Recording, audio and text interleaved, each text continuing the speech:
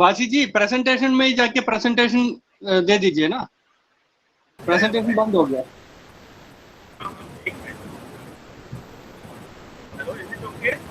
हाँ, now it is okay. But go to okay. Am I audible also? Hello. Yeah. You go ahead reasonably okay, but it will pick up. Okay. Good afternoon, everyone, and good afternoon, Savita sir, for giving me this opportunity. I hope all are safe. So I think this thing I am going to just have to start my discussion on the HF, and I am very glad to have this discussion among there are seniors also, there are auditors also, and there are students also who are going to implement this. I think it will be good discussion. Thank you very much. Right, it is a discussion on food safety and health. So, before we start, I have like a few questions in my mind which we are going to cover in this presentation.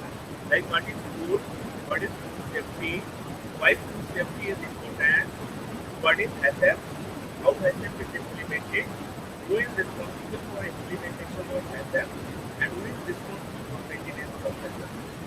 So I think most of the people who are present here for this discussion will be aware of all these things. But just for the, to have my own experience, like sharing my own experience. Like the first question is what is food? So everyone of us know very well that we need food for the survival. We need food every day, at least 3 times. We have to give food to our kids, to our children, our parents need food, everyone needs food. Therefore, when actually it is something which is actually an element of the life here, we need food every day. So then it is also important to ensure that food is safe. So Sir, Mr. Vasi, a request to you, Mr. Vasi. Yeah. The thing is that since you have put on your camera also, maybe the signals are weak, you can switch it off. And another thing, I think you have got a fan, you have a fan just above you. Maybe that is making more sound than your voice. Okay. There is a humming sound coming from behind. If you can reduce the fan speed and increase your voice and switch off your camera, then I think we can get a clearer and smoother.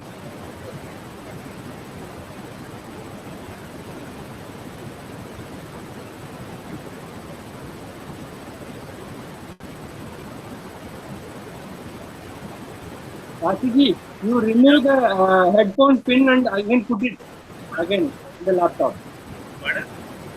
You remove the headphone pin and then place it again in the laptop.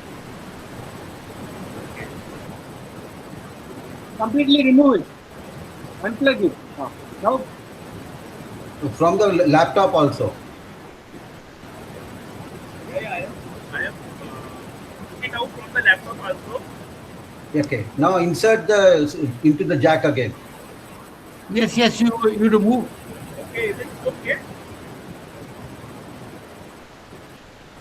No, fundamental thing is if the your headphones will be okay, but I think it has not gone in properly. That's why from the laptop mic only it is coming. Even the fan sound is coming. That is not here. I think it will be audible now. Okay. Hello. You are audible, but there is very distinct. There is a humming sound coming from your side. You can do one thing. You remove the headphone and then try to speak. Yeah. Let us see how it works. He is not on headphone. He is without headphone only. That's why the sound is coming. Okay, you put on the headphone again then.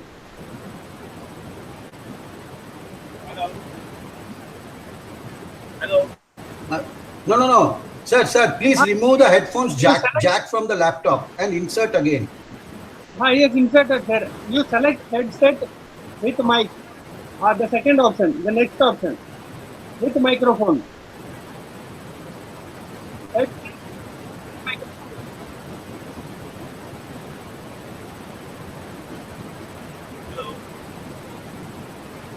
You select the option headset bracket microphone.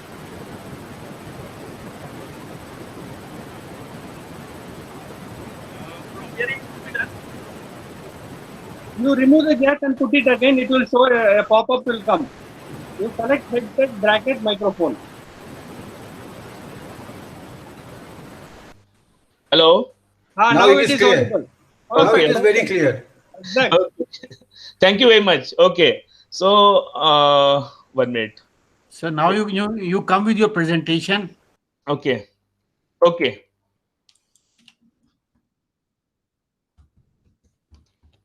Okay. Hello. Can we continue? Yes, yes. Okay. Thank you very much for the help. So we have already discussed this slide. Food we need every day, okay, for the survival. So therefore, of course, food. What is food safety and why food safety is important? What is HACCP? All these questions come in mind. So food safety is used as a scientific discipline describing handling, preparation, and storage of food in ways that prevent food-borne illnesses. So Sir, your presentation is not there. Kindly show your presentation also. why it is not coming? 1 minute.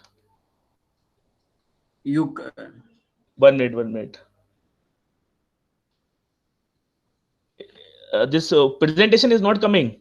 no, you go to the present now and put your presentation. Yeah. Sorry.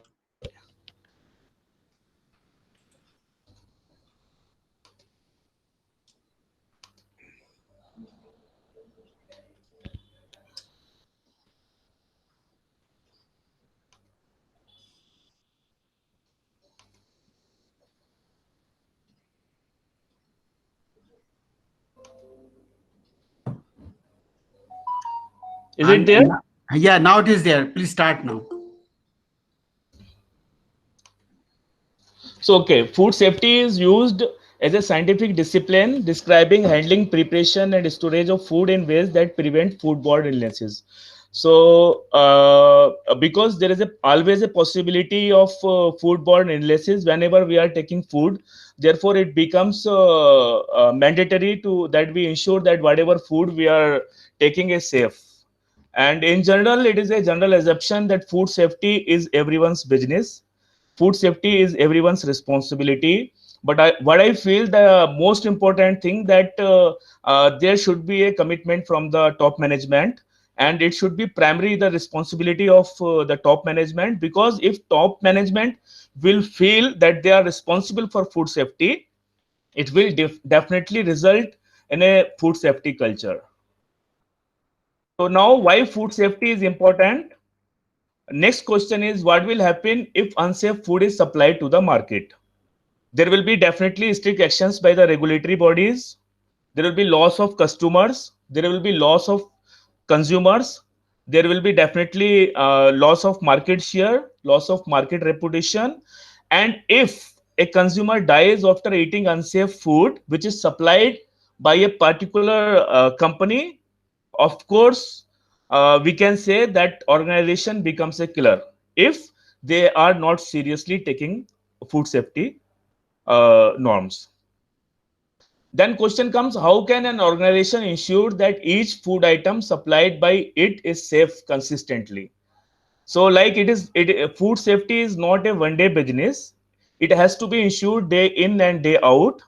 And just to ensure that each item supplied by the food business operator is consistently safe, what organization should do? The only solution is implementation of food safety management system based on HACCP. HACCP is, every one of us know very well, HACCP is hazard analysis critical control point. It identifies, evaluate, and control hazards which are significant for food safety throughout food supply. And effective development and implementation of HACCP ensure supply of the safe food.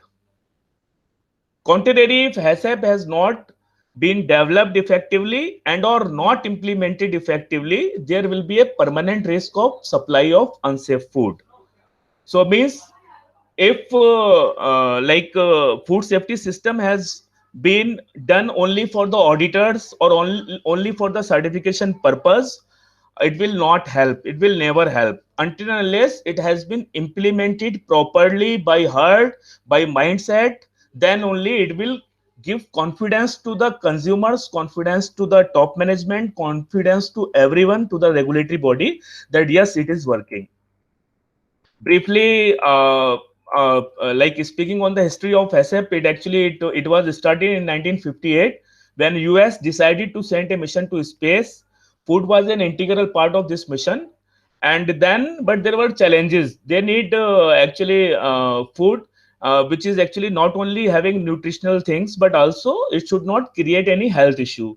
So in 1959, the Pillsbury company joined the program as a contractor, and the company team, along with NASA, they worked on various, have a lot of discussions and experiments, and implemented few approaches and produced food for the space. And gradually, this idea was adopted by Pillsbury company in the processing, in their own processing. And in 1972, US FDA asked Pillsbury company to conduct a training program for the inspectors based on this new system implemented in Pillsbury after getting various complaints in the low acid canned food during 1970-71. And most probably the name HACCP was first because the name of this training was Food Safety Through Hazard Analysis and Critical Control Point. And most probably then this HACCP concept came. The basic thing for the HACCP implementation, there is like some confusion, which I have, I have faced myself when I used to go for the audit of the companies, or when I was a auditee also. That normally people say that where is HACCP implementation, or which document is available for the HACCP. HACCP is not alone, standalone as of now. It actually, for it, there is a requirement of good manufacturing practices, prerequisite programs. It's a precondition. Then comes HACCP, and after it comes food safety management system. So whenever we will go to a company, it will not be a HACCP alone. It will not be a GMP or PRP alone. It may have various, like, any of these standards like ISO 22000 or FSSC or British Retail Consortium, global standard for food safety, or international food standard, or safe quality food, or other standards. So normally these food safety management system cover in complete way both GMP as well as HACCP. So they give the totality in the implementation of food safety management system. So this is how it works. GMP prerequisite program is, of course, something where actually initially top management and their team has to give a lot of thoughts that GMP and prerequisite programs are, have been implemented, have been covered. Because if these are not properly addressed, there will be always a issue, like the facilities, location of facility, and how you are going to make layout. Like there should not be any cross contamination during processing, and then you should have a specification very clearly defined for the raw material, for the semi-finished goods, for the finished goods. There should be supplier controls. There should be cleaning and sanitation in place, and preventive maintenance of the building, maintenance of equipment and machinery. There should be system of traceability where one should be able to trace backward or forward a particular product.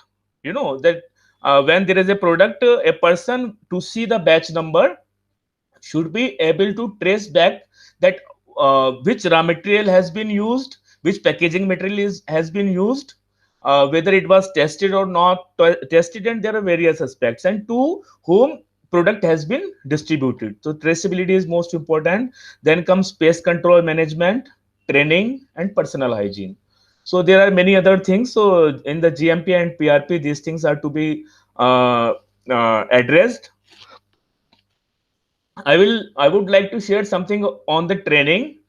Many times it is seen that companies have implemented HACCP and they have got A grade in BRC, GSFS, or ISO 22000. They have implemented, they are certified. But normally, that there is a problem that people are not well trained or not well aware. Because what I feel, if the plant workers or the processing workers or the staff is well aware of the importance of food safety, if they are well trained, definitely they will give good results, because ultimately it is to be implemented by the people only.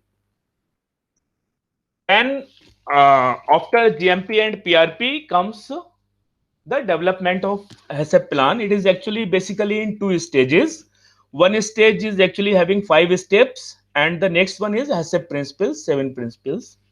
So this is like assemble the HACCP team, describe the food and its distribution, because you have to understand that which food you are dealing. Then describe the intended use and the consumer of the food. Develop flow diagram which describes the process, and verify the flow diagram on-site review by the HACCP team. The first part, like the first step in the implementation or the development of the HACCP is the HACCP team. This is the most crucial step and should not be neglected by the top management. HACCP team should be multidisciplinary and should include persons from production, store, quality, HR, and maintenance. So what I feel personally, that this is the most neglected area. Why? Because sometimes it happen, like we see the people in the HACCP team, and when we discuss with the HACCP team members, sometimes they are not aware, sometimes they are sometimes they are not aware that they are the part of any team, or whether they have any conducted any hazard analysis, or they have conducted any hazard assessment. So what I mean to say, if suppose this like HACCP team, we have given, like the top management has given focus and the company has understood the importance of HACCP team, what I feel personally, definitely there will be very good results, because there will be feeling of involvement among the HACCP team members, and definitely it will give result in a very good food safety culture. Normally what happened, an expert or someone when gives a ready-made HACCP plan or hazard analysis or this the complete study to the team, and then HACCP coordinator or the one or two responsible person, they just do it in a way that it is done. So what I feel with my experience, that there should be an HACCP team, irrespective whether you are taking help of the outsider or not, but your HACCP team should discuss hazard analysis, should do means total exercise of the of HACCP study. So why I am stopping here for a moment, because this is something which is required. This is the first step, and if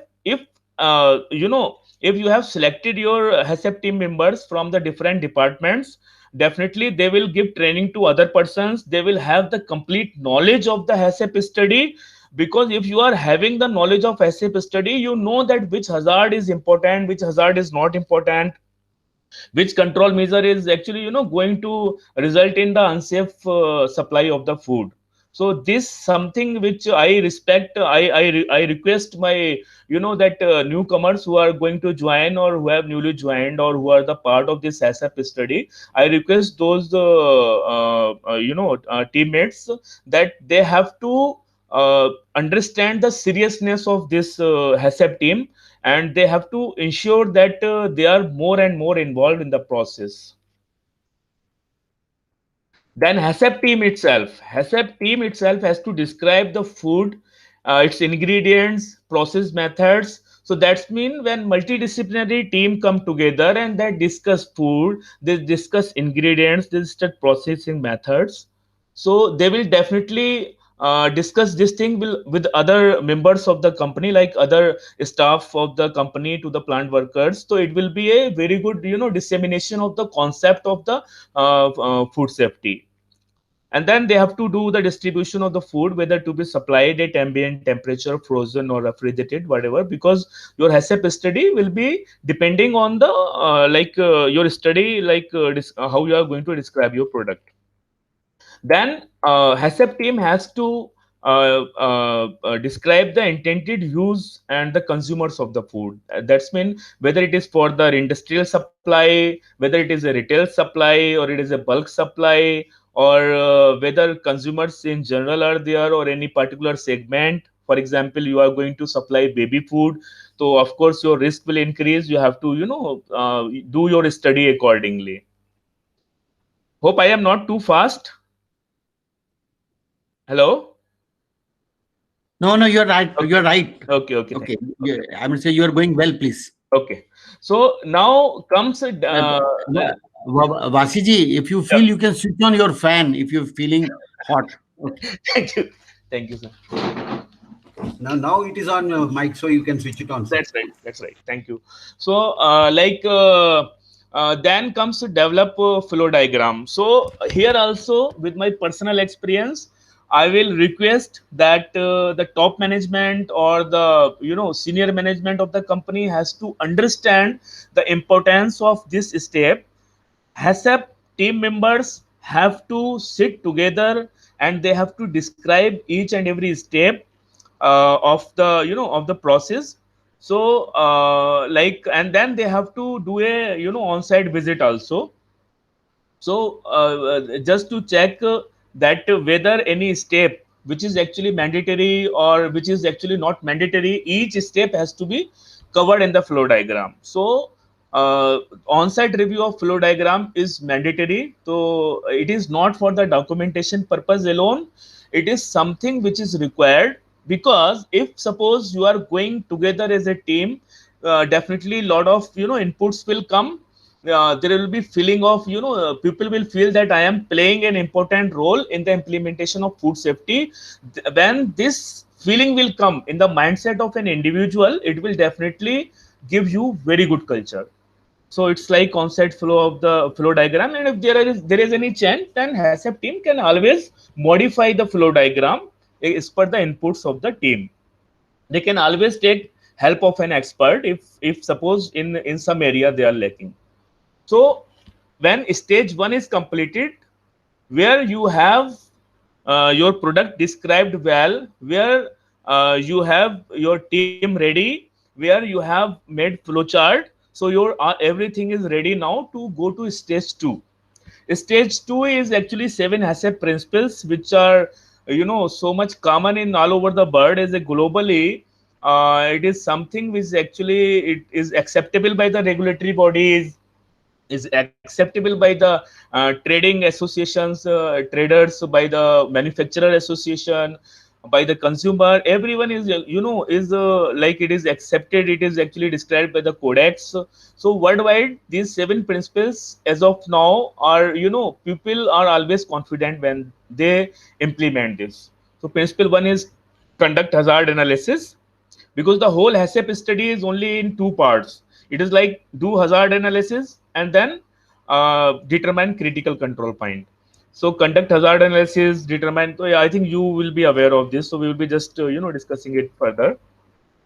Conduct hazard analysis. Again, I will say HACCP team, because I think every one of you will be agree. It is not 1 or 2 persons. It is a HACCP team which actually has to be selected, and then HACCP team should identify the hazards. They can always take help of an expert who is an outsider, because this step actually you have to give lot of thoughts. As many hazards you can think of in your process, you will be happy, because if hazard analysis is proper, definitely it is a guarantee that if HACCP is implemented well, you are going to supply safe food. So like hazards, maybe of course every one of us may be aware, it is like physical, chemical or biological agent in or in condition of food with the potential to cause an adverse health effect. This may be physical hazards like hair, nails, ring, nuts, bolts, machine parts, glass pieces. Then chemical, pesticide, mycotoxin, lubricants, biological, pathogens like pathogenic, bacteria and virus, and allergens. So normally, this hair and nail, they that there is always a particular source of everything. So you have to do your study based on the possibility of of these contaminations, and then HACCP team has to do risk assessment. It is like you have to see that which risk is important for which hazard is important for you, to ensure that there is a possibility that this hazard may go with my product, and it becomes mandatory for me, it becomes socially important for me, it becomes obligatory for me that I know this is a hazard, so I have to stop it. So it is done like you have to see that which particular hazard is having more severity, and there is a likelihood that something will definitely come. For example, the possibility of hair contamination is always there when if people are going without hearing, without wearing hair mask. Hair net, or I mean, this kind of study has a team has to understand well, because it is something which is actually, you know, you have to have lot of discussion on this.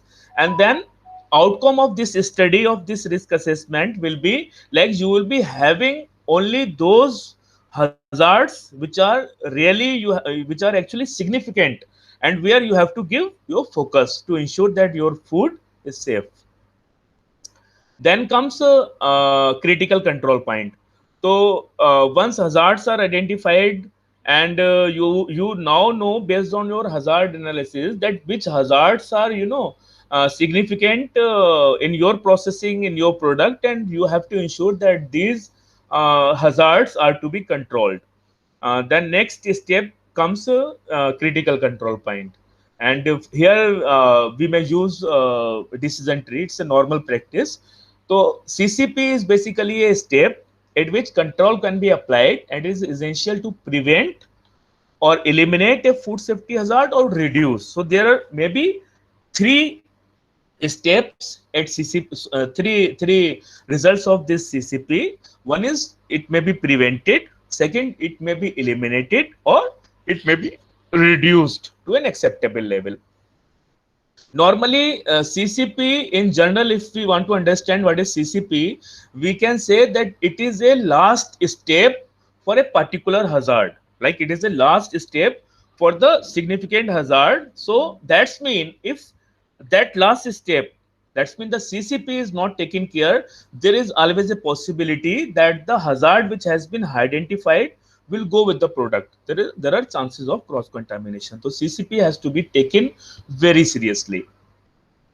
And it's like the outcome is like that. uh, you have to write down the processing steps as per your flow chart. Then the hazards, you have to write down whatever hazards you have identified at each step. It may be physical, chemical, biological. And then uh, you have to think that whether any potential hazards which are significant, which will be the result of your hazard analysis. So you have to write down yes and no, and then you have to justify your decision. And then you have to give a reply that whether particular hazard is being covered by your GMP or PRP. For example, here net, like you know that the possibility of air contamination is always covered by the GMP, because there is a because you have implemented that everyone who is going to the processing hall will be wearing a cap. So these first four columns are just for something which you have your hazards and you are controlling through GMP. Now if something is not controlled by your GMP or by your prerequisite programs, then there are four questions which you have to ask and you have to reply. So once you give reply to these questions, you will get automatically by the design that which step is a CCP. Like these four questions I have put in this way. It's like decision tree. Okay, so for each step and for each hazard, like there is a question, do preventive measure exist for this hazard? If you say yes, you have to go to question number 2. If you say no, is the control necessary for the safety? If yes, modify the step or process, or you have to do some modification or something where again you have to go to the top management. There is a possibility and you want some resources or some equipment or some device. So therefore the top management commitment is actually mandatory. If they are not interested, HACCP will never be implemented. And then if suppose you say that there is no necessary, like there is no need of the control, at this step, so it will not become a CCP. Now, if you say yes, you have to come to question 2. Does this step specifically designed to eliminate, reduce the likely occurrence of this hazard to an acceptable level? So where you know there is a hazard and you know you have specifically made this step to control that hazard. Okay, so if you say yes, so of course it will become CCP. If you say no, then comes question number 3. Could contamination occur in excess of acceptable level? If yes, go to question number 4. If no, it will not become a CCP. Then will subsequent step eliminate, reduce this hazard to an acceptable level? If yes, it is not a CCP. If no, it will become a CCP. So it is very interesting, and it is, if HACCP team actually does it, I always feel that it will give a very good feeling, very good knowledge to the HACCP team, and there will be definitely good results from this. So where like as we discussed that CCP is a last step. So like the question number 4 is asking you that whether any further step is there which which can take care of this hazard. So any further step is there, so it will never become a CCP. For example, in the line you have magnets, okay, you have a metal detector also. So these magnets, if they are before metal detector, will never become a CCP, because these are control points only, because you have a metal detector which will take care, which will actually either eliminate or detect it. So your metal detector will become CCP, but magnets will be your control points. Then comes critical limits. When you have identified the hazards, you know which hazard is actually significant for the safety, food safety, and then you have determined the CCP. Once CCP has been determined, then you have to determine critical limit. So critical limit is the criteria that specifies safe production from unsafe. Critical limits should be for the control measure and not for the hazard.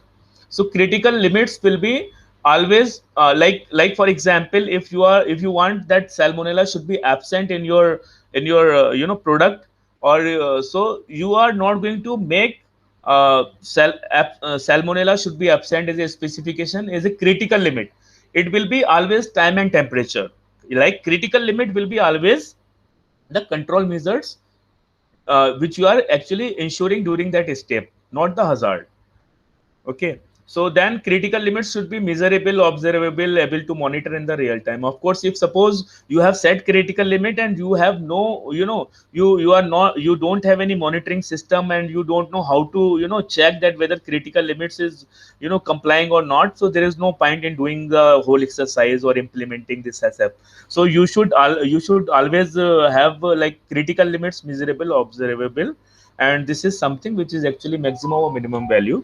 So that is the critical limits. Then comes principle 4, which is actually you have done all the previous exercise. It is very logical. So now you have set your critical limit. Then you should have a monitoring system to conduct a planned sequence of the observations or measurement of the control parameters to assess whether the CCPs are controlled by the food organization or not.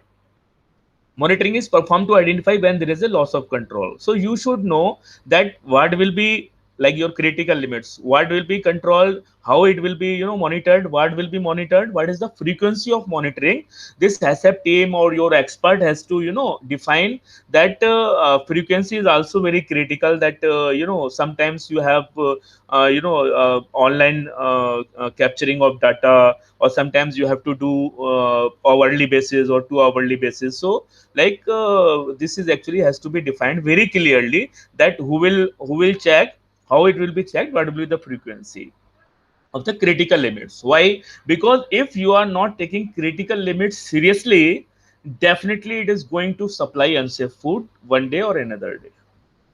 Principle 5 is establish the corrective action to be taken when monitoring indicates that a particular CCP is not under control. So of course, why we are checking critical limit, because we have to ensure that our product which we are producing is always our like within the critical limits, whatever we have defined. So if suppose sometimes your critical limit is not complying, so you have to take actions, and these corrective actions will ensure that you have either reprocessed your product or rejected your product during that period. Okay, so it also becomes very important if suppose for example you have done everything, but you know very well that that critical limit is being bypassed. So if you are not taking any corrective action, or you know that there is a possibility that 2 hours production is not complying to the food safety norms, you have to hold it and ensure that you are taking suitable corrective actions. And then principle 6 is verification. So, like once you have done whole exercise, you have done everything. Verification becomes very very important. Why? Because in the verification there are two things. Basically, verification has been defined as those activities other than monitoring. Monitoring is actually an ongoing process which you are going every during your shift hours, hourly basis, or whatever, but it is something which is other than monitoring, and that determines the validity of asset plan, and that system is operating according to the plan. Now it is like, in a simple way we can say that I have done everything. Now I have to see whether what I have done is correct, whether what I have done will give me desired result. It is validation. And then you have implemented your system, you have implemented your HACCP system, then you have to check that whether my HACCP system is working as per my plan. So to check that your HACCP system is working as per your plan is a verification, and to ensure that whatever you have planned to do is validation.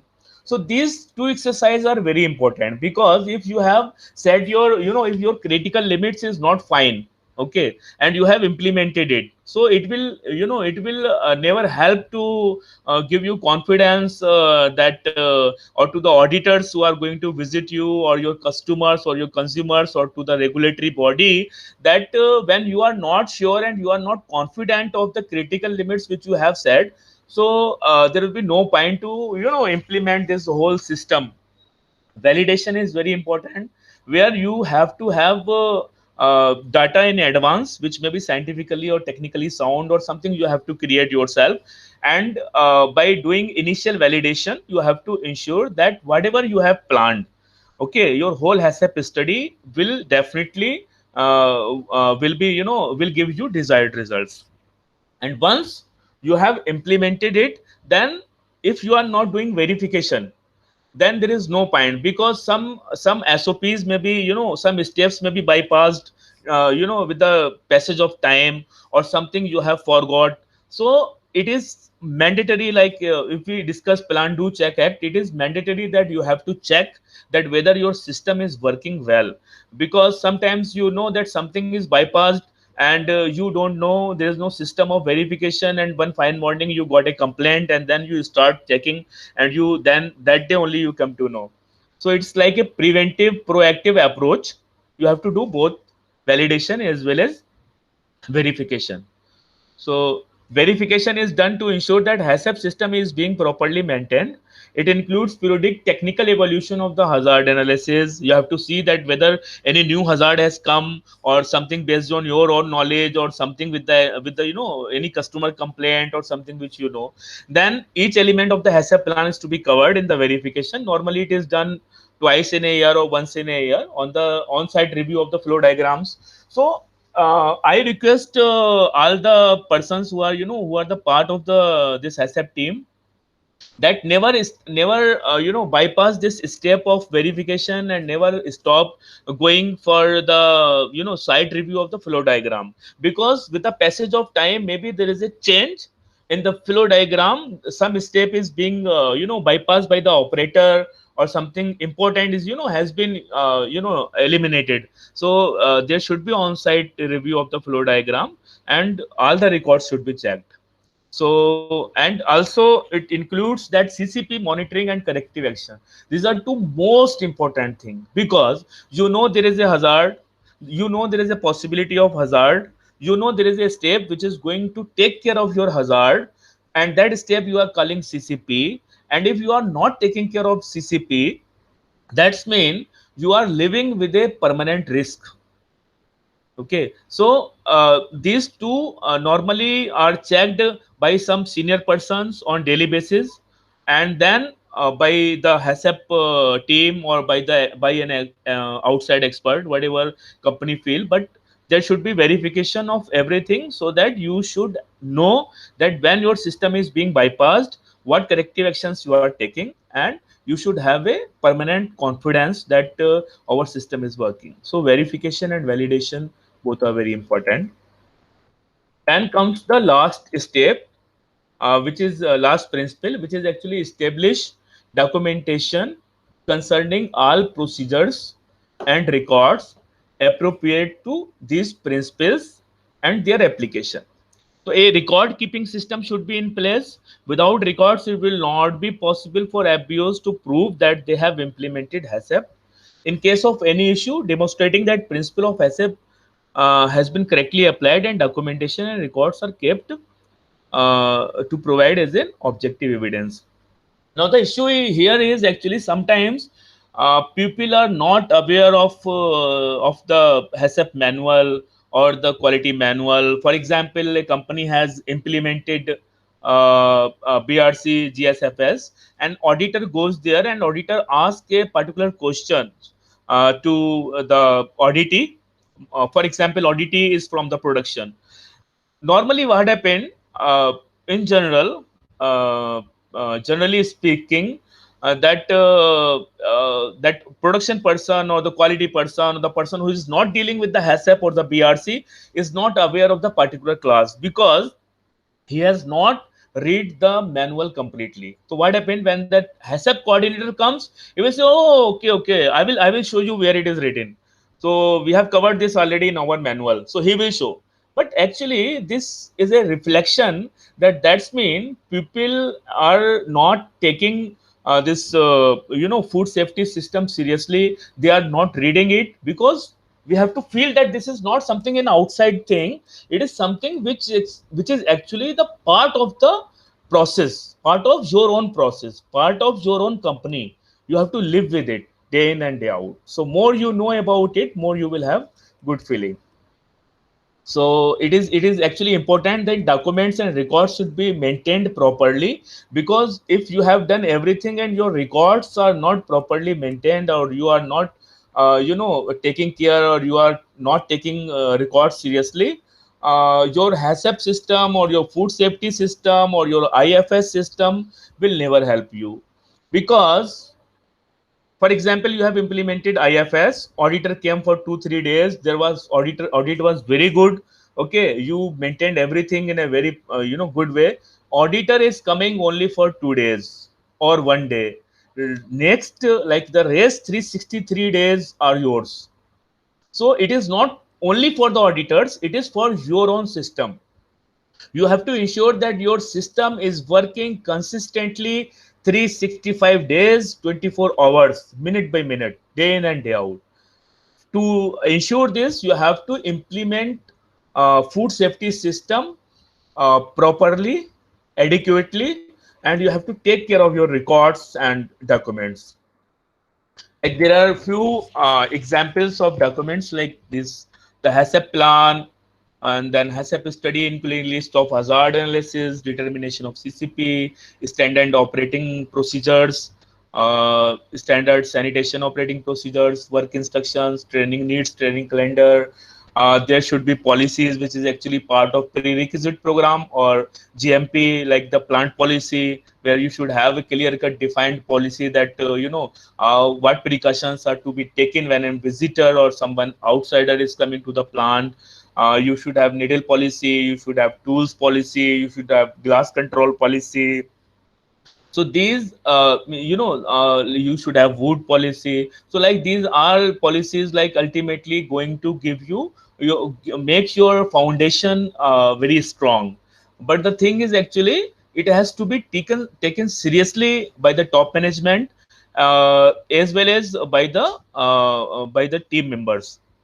And then you should have specifications, clearly well defined specifications for the raw material, for the packaging material, for the finished goods, so that you are ensuring that whatever raw material or packing material is coming to the company is being accepted as per norms, or whatever finished good going out of the company is complying to the norms. So this is something very important. If we are going to ensure that whatever finished good is going out is complying to the norms, your customer requirement, regulatory requirement, or the food safety requirements, which you should make part of your specification, will give you confidence. Then there should be prerequisite manual, and then hygiene and cleaning procedures should be there, and there are many other things. Then example of records, you should have CCP monitoring activities, deviations, corrective actions, and records pertaining to particular SOP, records pertaining to SSOP, like your cleaning and hygiene schedule and all, your inspection records, like your batch production record, your training undertaken, daily records of broken glasses, broken visitors, broken needles, and visitors, test reports, which will reflect that whatever material is coming has been tested, processing records, daily, weekly, monthly, and cleaning. So my request is actually to all the new comers, or that who are involved in this process, that it has to be taken very seriously, and it always gives very good result if you suppose you start thinking more and more about this documentation and records. Ultimately, the whole HACCP study give result in the HACCP master plan, which is actually the summary of everything whatever you have done, like your hazard identification, your critical control point determination, your critical limits, your monitoring system verification. So this HACCP master plan becomes the most important document of your whole HACCP study. Normally, whenever any consumer or any visitor or any customer or any regulatory body, whenever they are visiting, most probably they may, first of all, they may ask you the master plan, that HACCP master plan, because it will give him the complete picture of the whole HACCP study.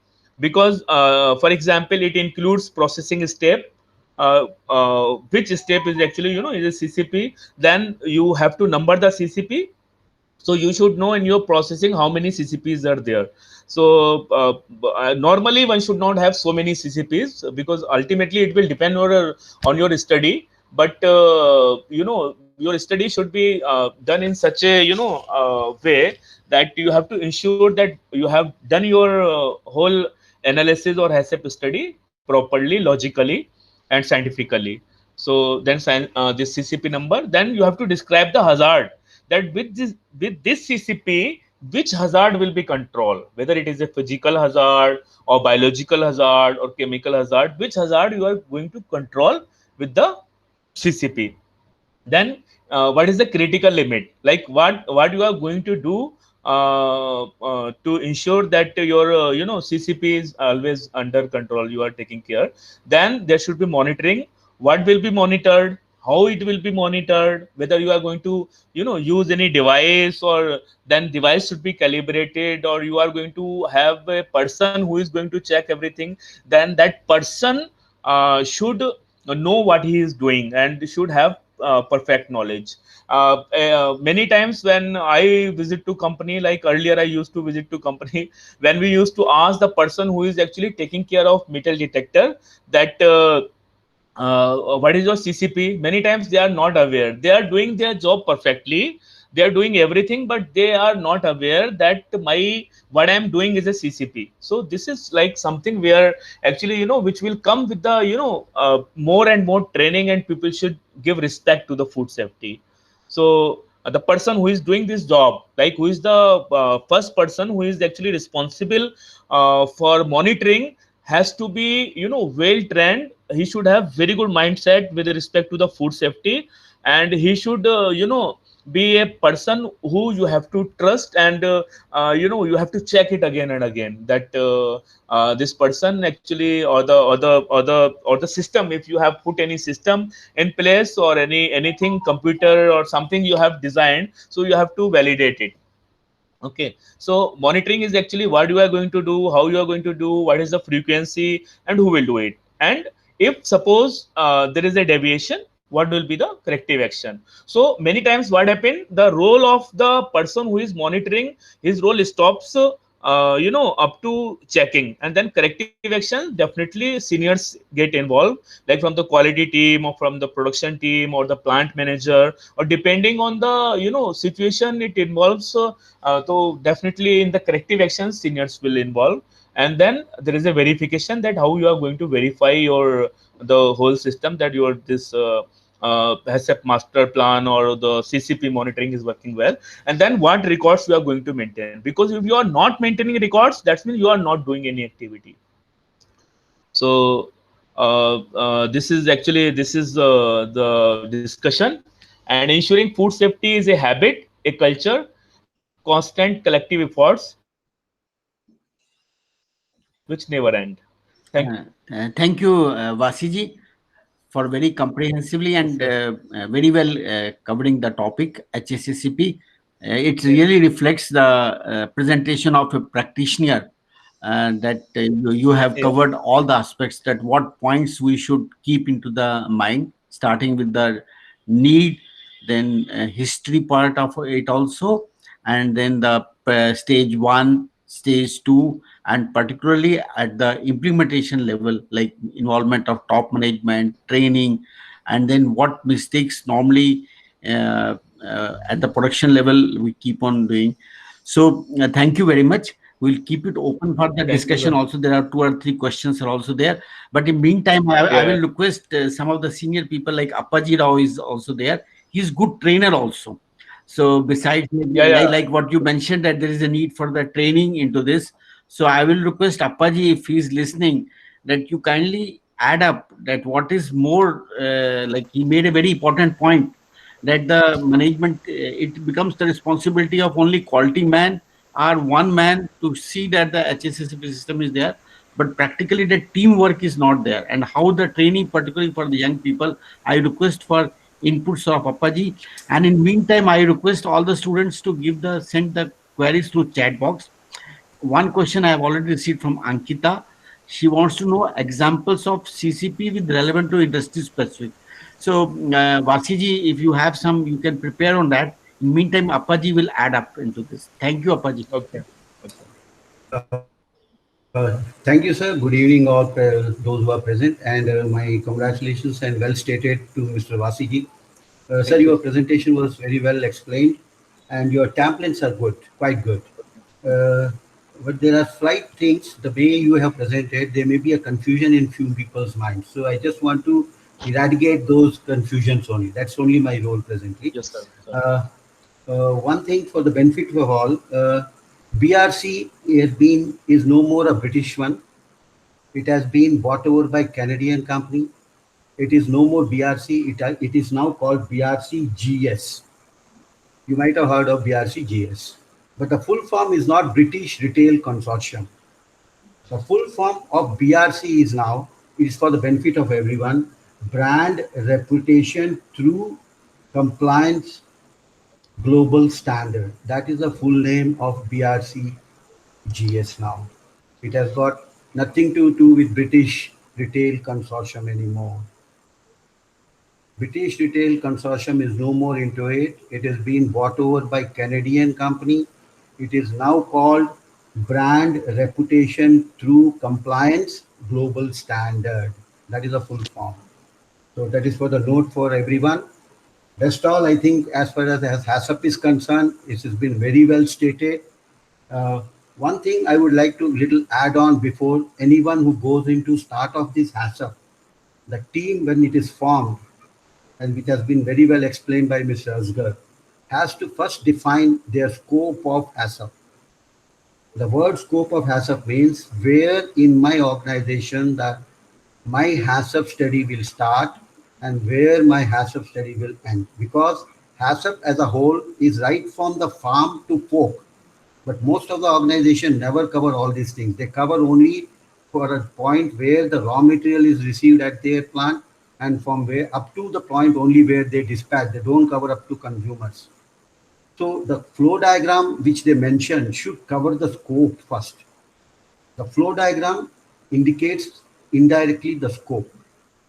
So the flow diagram will come through the scope which you first define fundamentally. This is for who will be practicing HACCP later on. Now, the important point into the team, it has to be a multidisciplinary, as Mr. Asgar has explained very well. It is very well stated, and the importance of each people are there.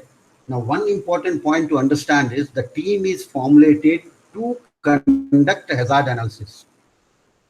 So the people who cannot conduct hazard analysis cannot be the member here. So I have a little question mark on certain doubts on what was in the mind of Mr. Asgar when he put in store man, the HR man. They will not be in a position to analyze these hazards. Generally, most of 90% auditors in India, they go and ask why you have not added HR, why you have not added SSR, because the term standard is using is multidisciplinary. But please, the basic requirement is the team has to conduct hazard analysis. If the storeman understands the hazard, identifies the hazard, conducts the hazard, creates a control for it, helps the team in that direction, well, enough, you can take him. A HR man, if he is doing that, of course, you can take him. But if he is not doing it, he is not the member. Usually, the requirement into the, when we were taught in 1980s into HACCP, we were told a person with the knowledge of product, a person with the knowledge of process, and a person with the knowledge, if at all any equipment is used in the process. They are the actual team members. And one more tagline was used to be given to us. The team should not be too big. Because, and they were told, that they used to teach us also, too many cooks spoil the broth. So the limit was, it has not been defined, let me tell you very clearly, but intentionally, the team has to be small, comprehensive for a particular product. Maximum indirectly in few documents in the guidelines into Australian meat industry, etc.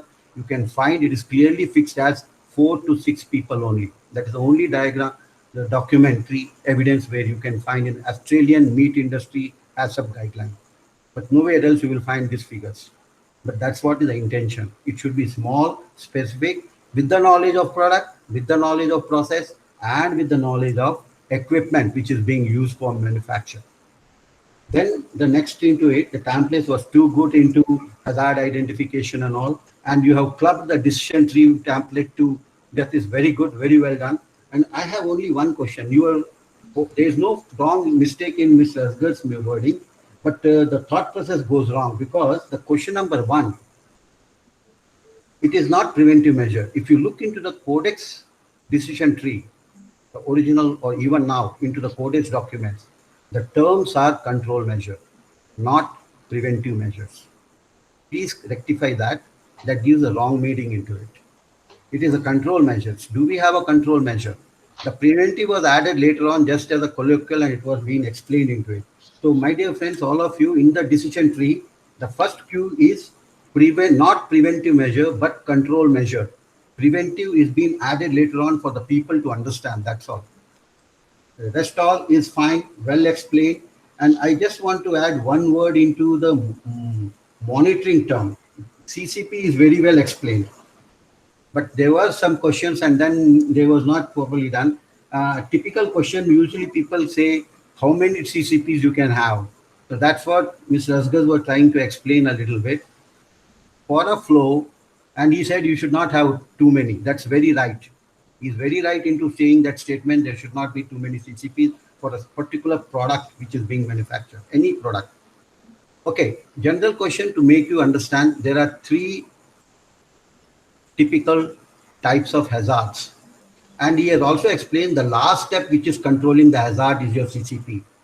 So if there are 3 different types of hazards, how many CCP will you have? And the last step to control it? So typically 3 only. So you cannot have more than 3 CCPs. Logically, if you look into it. The last step which controls a particular hazard and a type of hazard is your CCP. So how many is a typical question. There's a big debate in it worldwide. Let's not go into that debate right now. But if a hazard is controlled by a process step, then only it is a CCP. And he has explained, and the template which Mr. Asgar has given is a very good template. If it is controlled in PRP, don't take it to decision tree. That's a very good decision he has done. And everybody should understand that very basically. It is one more point. If a hazard is controlled at preliminary steps, it can be controlled at process step also. So the CCPs are those which are controlled at process step, not at PRPs. So that is a big question which everybody has to keep in mind before we move ahead. Very well stated, Leston. Validation he has explained beautifully, but I do not know how much practically people will understand. As far as awareness session, it's excellently done by Mr. Asgar. Thank you, sir. I think I have put my mind, and there were few points which he was missing out, which I just wanted to butt in between. That was because I'm also a trainer, but then I restricted, and I even Mr. Saluja, Dr. Saluja has requested me wait till the last. You can put your mind there. So I hope I made the points clear, and these are the typical points where most of the people make the mistakes, and maximum mistakes which people do. Mr. Asgar has covered it in his presentation very well. Thank you, sir. No, thank you, Appaji. I mean, it's very good because I know you very well. It's always improving the presentation. Vasiji was also presenting first time, and he had agreed that, and it is mainly to make presentation good. And because for last 5 years he's with the EIC, so naturally his outgoing audit activities have been reduced. So there could be some more this. But then what you said very rightly, templates are very good. Presentation is very good, explained very well, and everything is good. And we all are here to make it strengthen the learning for everyone. For presenter, I would say, like, it is something when you give it with a good heart and it is taken with a good heart, everyone is blessed. So it's a blessing to each and everyone for inputs. Now I will request Vasiji, because that can you give with some examples with one industry for CCP relevant to industry specific? That was the question which was asked. So maybe you take any one in the industry. No. I just will butt in here. Please don't take any example from the dairy industry, because that is being extensively used and people have made up their mind. But please speak from any other industry than dairy. Then only people will understand what is a clear PCCP. Okay, They have predetermined pasteurization is a PCCP. So I don't want that to be given as an example. Most examples, when you go into different industries, you face with the different situations that become very difficult for other people. They cannot compare dairy with other. So my request, Mr. Vasiji, you use any other industry than dairy. That will make them really understand what industries are. There are many industries other than dairy. Food industry, when anybody speaks, they tell only examples from the dairy. That is the easiest way to do. Everybody knows that now. So you please take examples from other industries which you have visited. That will be a great help. No, I know. Vasiji has worked in food and fruit and vegetable industry, so probably he will take example from that, and spices also. Thank you. Okay. Thank you. Hello. Am I audible? Yes, sir. Yes, sir. Yeah. Thank you. I would like to, thank Appaji sir for his inputs. And definitely it is a continuous learning process. So we have to learn every day. With every presentation, we have to, make some improvements. So definitely regarding BRC, because now for the 5 years I am not with that. So this is something update which I will correct.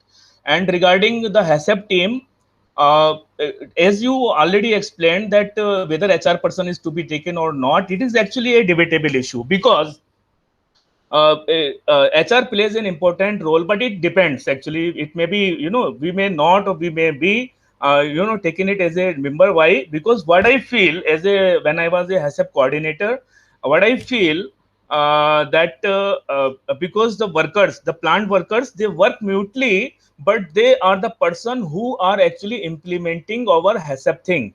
So if our HR person is taking interest, it is mandatory that whether he is giving any input or not, but he should be the part of the team. Reason is, he will be giving us good manpower. He knows the personal hygiene requirements. He knows the policy of the company. If we involve him, like either as a HACCP team or whatever, I want that people should be involved. So that's why my suggestion, but actually it varies, as you rightly said, that it varies from the company to company, or maybe like company is very small, so definitely you cannot take people from everywhere, for sure. And as you rightly said, that there should be like 4 or 5 members only, because then it will be more focused. Regarding this, someone asked a question. I will definitely give the example of spices only. So because my background is actually for 10 years I was with the spices company only. So in spices we know that it is actually, primarily is it comes from the field. So there is always a possibility of some physical contamination like metallic objects or something in the spices. And then there is a possibility of, hazard, which is actually pathogenic bacteria, or there is a possibility of pesticide residue also. So when it comes to the HACCP study, I will be focusing only on the CCP. Like maybe we will say that our whatever product we are, whatever raw material we are taking, from the backward integration, if we are taking, it will be, control at the farmer level, because we know the farmer, we know we are guiding the farmer. If we are not guiding the farmer, then this pesticide or aflatoxin or heavy metal has to be tested as per your quality plan. So you may say that it is covered in your PRP or something. Then comes metallic objects. You have to put magnets in your line, but then you may be having different steps like cleaning, like grinding the, if it is ground powder or something like that, you have to recondition it. So you will be having different steps.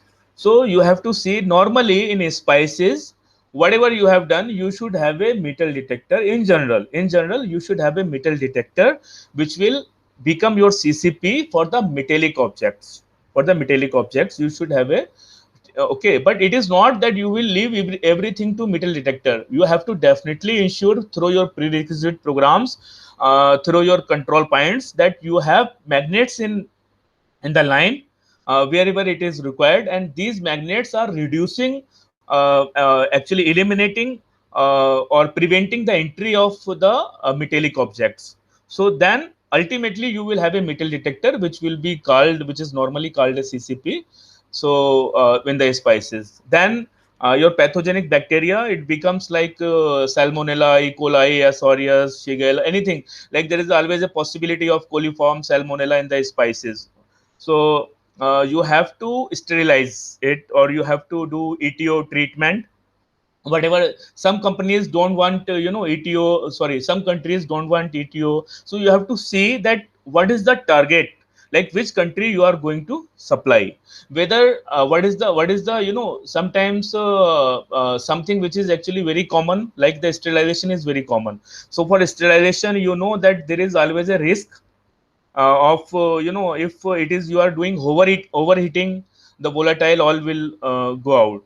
So but then you have to decide that normally your sterilization or your ETO treatment becomes CCP in spices. So normally in general, based on the HACCP study, based on the scientific study, we have two or three CCPs in spices. One CCP is for the physical object, which is actually called your, for the metallic object we have, that is metal detector.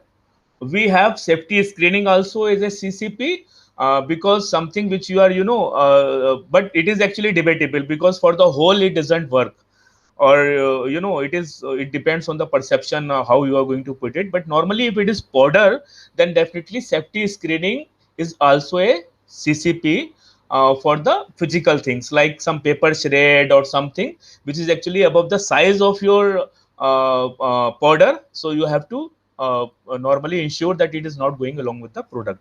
So it becomes CCP2. Then comes your pathogenic bacteria. Then it becomes CCP3, like the sterilization or the ETO or other treatment of the product, to ensure that your product is free from pathogenic bacteria. So normally, based on your hazards which you have identified, it is actually up to you that each hazard at each step you have to ensure that why this step is there, why are you doing this activity, and what will be the result of this step. So where you know that after for example, after metal detector, you know that you have specifically put metal detector only to ensure that your product is not having a metallic objects of a particular size, like for example 2 mm or 1.5 mm or 1 mm, this ferrous, non-ferrous and SS. So it becomes mandatory that after metal detector there is no step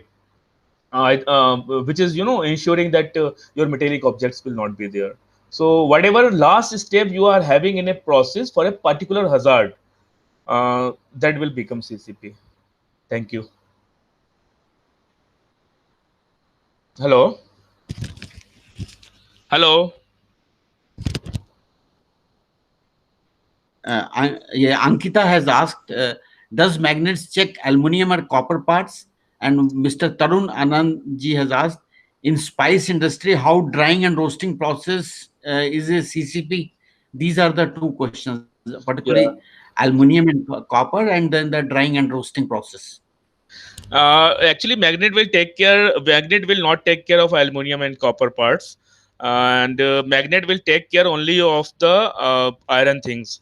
Okay, but your metal detector, depending on the sensitivity, it will take care of SS and other things also. So that depends on the ultimately which metal detector you are using and the sensitivity. And nowadays people are using X-ray machines also, which is specifically designed to ensure that something other than metal is also being taken care. So it actually every day there is an advancement in the technology. There is something new coming in this field, so that we have to take care. And then regarding spice industry, how drying and roasting process is CCP. uh, See, it all depends on the as Appaji sir also describes, is that it all depends on your initial study and your scope. Uh, For one, hello, 1 second, I yeah, can add a little bit here. yeah. Mr. Tarun, there is one saying I don't. I think I know why you have asked this question. As Mr. Askar said, if it is specifically designed, definitely that is a CCP. Even if it is not specifically designed, and that is the last process step for that hazard, and that hazard is getting under control because of that process, then that process is also a CCP. Now, Mr. Tarun, do you know the temperature of drying, and at what temperature the product or any spice will be for drying? You can unmute and answer my question. Hello. Yeah, Mr. Tarun. Hello. Yeah, Yes, sir, good evening. yeah. Good evening. So actually, our drying process in our company is dependent upon the different spices. Agreed. What is And the temperature? so 65 For degree how much Celsius time? for For how 15 much minutes. time? Huh? Come back. 15 Come back. minutes. Now, have you heard about Louis Pasteur's statement? Have you heard of Louis Pasteur's heat treatment statement for brewery? Yes, no. No, sir, there's no partial treatment. There's the oven drying method. No, forget that. And That is oven drying, or what is the drying is a different issue. We are talking of temperature and time of the heat treatment. You said 65 for 15 minutes. 15 minutes, yes, sir. Yes. So can you explain to me what is that otherwise? What is the roasting temperature if they are roasting it? So roasting temperature is between 72 to 85. Oh, Time, time. I think 45 to 70 depending upon the temperature to check the material manually Very good. handling. So you come back again. Why are you doing this? Why are you doing this Sir, process? Why do you dry? sir, Why do you roast? sir, because after the roasting process we done grinding of the spices, No, no, so grinding is the done. Okay, that is a different issue. That is a sequence. Why are you roasting it? Why do you roast it? because it comes between the process, because if we No, no, roast no, the no, no. product, No, so sorry. That is not the answer what you just said. Sorry. Sir, That I is would. not the right answer. That is not the right answer. Why do you roast it? Why do you dry it? Why do you dry anything for that matter? You have to sir, understand that process. Sir, to To I reduce decrease the moisture microbial content in the product. Come back again. To reduce the moisture content in the product. Am I right or not? yes, sir, So why do you reduce the moisture? to decrease microbial contamination. So that's how you are controlling the microbes in the end. There is no control after that. Can you come to that dysentery question now? Is there any other control to control the microbial load after that? No, sir. Now you go back to dysentery and go each question individually, replace the word of hazard with the bacteria Okay, sir. which you want to control, replace the word of step with roasting and come to conclusion whether it comes out as a CCP or not. Use the decision tree practically. Replace the word of hazard with bacteria or a yeast or the name of the yeast or the name of the bacteria which you are controlling in the roasting. Roasting has been initiated or drying has been initiated to control the moisture, which in turn controls the microbial load. Please understand that. So if the temperatures are not there, they are not controlled, then that is not a CCP. Let me be very clear again. If your temperatures are enough to control the hazard, then only that becomes a CCP. Otherwise, roasting has got no meaning. Okay, roasting does give aroma, but when it comes to drying, there is no meaning in drying except for controlling the microbes. Are you getting the point? Yes, sir. Have you got the answer to your question now? Yes, sir. Sure. Okay, thank you. No, Appaji, again explain him in a because maybe others may not be knowing. He is working in the spice industry, so please No. conclude it in properly so that others could also appreciate it. Okay. Thank you. Thank you, sir, for putting me in a track. Well, for other benefit, let me explain. Most of the heat treatments that you do practically at home or in industry for any food for that matter is an age-old practice. Few are done to enhance the taste. Agreed. But that doesn't mean that it doesn't eliminate the hazards. So decision tree has got two questions. The very first question number 2 says that is it specifically designed?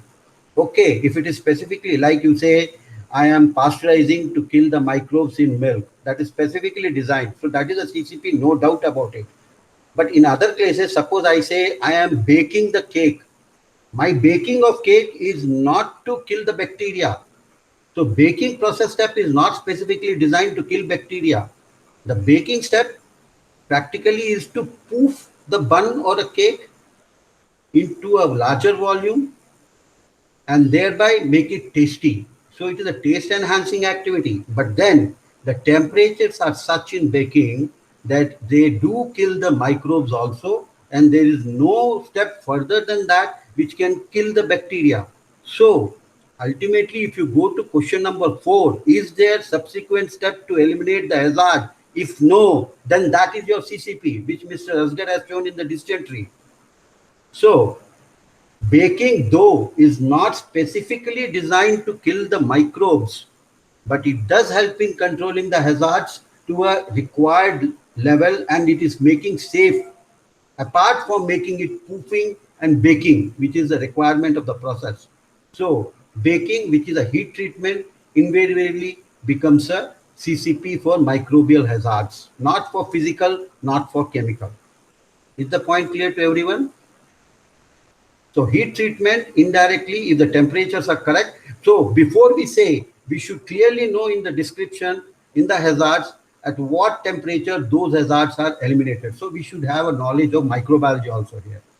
Otherwise, we cannot be saying this yes or no. So the temperatures which you are fixing. So the critical limit which you will define now will be based on to eliminate those bacteria, which you will usually find in that particular spices. If it is roasting, and there definitely, if you generally, we all know, Louis Pasteur has stated for all the liquids in the batch-wise activity, if the heat treatment is given for 60 degrees for 30 minutes, it can eliminate all pathogenic bacteria. So that's what, from Louis Pasteur's theory, the pasteurization of milk, pasteurization of all liquids have come across. Is it clear to everyone now, friends? Yes, and Dr. Appaji, Vasiji also mentioned about the sterilization also of the Yes, spices. yes. Now, Yes, you have got multiple steps. You have got first chilling, then pasteurization, then sterilization. Please understand, we have a sterilization after pasteurization, then pasteurization is no more a CCP. Ultimately, sterilization is there in that process. So sterilization becomes a CCP, where the sterilization has got a higher temperature than the pasteurization temperature. So the last control point is your CCP, not the earlier ones. That is based on the question number 3. Is there further step which can eliminate the hazard? That's what we have to keep in mind always. So that from that only, Mr. Asgar's statement, the last control point, the wording has come for a hazard. Sir, Okay. would like to add a small Please, thing. please. Regarding that question which we have already discussed, so the role of validation also becomes very important, because Absolutely. during drying or roasting, as Appaji sir and Saluja sir has already described, that there should be a purpose, which hazard you are going to control, then the temperature and everything which you are actually maintaining automatically as a part of process. Then you have to see that you have to validate, you have to do validation study, that whether you feel that there is a possibility of any hazard or something which will be controlled with the roasting and drying, then whether it is actually being controlled, like which temperature you are maintaining, how much time you are doing it, and then you should have a objective evidence with you, either scientific data or literature, is a part of validation study. Absolutely. Yeah, that will Absolutely. support. Yeah. Now, I will add a little more supplementary points to it. Please understand these things. Limits needs to be justified. Limits needs to be justified, and it needs to be validated. There are two different things. So both are there, and this particular point is not explained in HACCP, but these are very well stated in other food safety management systems. There, these words are used. So I'm not going into that, because you may be getting more into this, and there will be a more troublesome into it. Validation is there is a purpose for the validation, and this purpose tells that whatever you have defined, whatever the team has defined, is good enough to give us safe food. That authenticity should come out in the validation, whatever methods you adopt for validation. Okay. Any So- other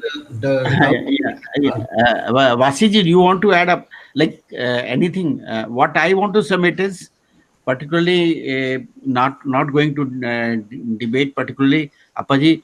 What I feel is what Vasiji also said about the HR role, trainers. No, I'm not going into that. Yeah, the other thing is similarly the store man. Nowadays, the what is simple example which we used to tell in the honhar balwan ke ho chikne paak. If raw materials and their specifications are also becoming very important, because nowadays ultimately the purchase man and the store man, they are going to issue the tenders and processes. Agreed. And if they are also, I'm not saying that they should be member, but if they are also They groomed should up, be trained. They should be trained on this. yeah, they should be trained that they That's also what training is for. yeah, they should also understand the importance of Absolutely. that why we need these type of parameters. I would say in initial quality that milk should be received at 4 degrees centigrade. Yes. Now the store man will say milk has come for his purpose is there, but then if the temperature and parameters are mentioned, then he will also appreciate it, and maybe we will not go the You should be aware of it. yeah, Definitely. yeah, aware. So my only submission is like particularly when we take it is becoming very easy, like what you gave the example of milk. We take the copy paste is there, but for every industry, what is the raw material they are procuring it, and what is the need of those standard those hazards, what is the limit, we should study it of our own, and then we'll do it. It will be much more scientifically and much more the purpose, and we may eliminate some of the things without going into the lot of money investment could be there. My submission maybe. Absolutely. Any other question? Supriya madam, she's a technical officer in the FFSI, and the lot of material what we get from the foreign import unit, she's there in charge. She had done PGDF QM, so she is also present. And Supriya madam, do you want to add up any experience on HACCP, particularly related to import related material? Sir, thank you, sir, for giving me this opportunity. For that import related materials, whatever we are receiving, we are getting it from the HACCP approved companies. Some of the spices hold the whole consignments, that is bulk consignments, and chocolates and biscuits from the Canada, US. They already implemented the HACCP, and there is zero defect as far as now in the import items. And India has to be improved with this HACCP, and all the students, budding students, they have to trained with this HACCP. This is a very good presentation, and the example also very good. Apaji sir and Wazi sir, and uh, thank you sir for this opportunity. So thank you to each and everyone. Thank you to all the Mr. Tarun, Mr. Ankita, and all those who are present. And thank you to Appaji and Vasiji. And Vasiji, you're always welcome. Thank Appaji, you. you're also welcome for any, if you want to, I would say, share your knowledge and information with the students. We'll schedule it, and I will see that more participation is there. Thank you very much. Thank you, Thank you, Vasiji. sir. Thank you, For a good presentation. Thank very you, Appaji, for making it very more clear to everyone. And because I know your funders are very clear in practices and in theory and practice. So thank you very much. Thank you. And thank My you, pleasure. Supriya, for encouraging the young student. Thanks to all. Thank you to Dr. Vijay also. Probably he has left, he did some work. Thank you to each and everyone. Thank you. Thank you. Thank you, Thank sir. you. Thank you Thank so you sir. Thank you much. sir.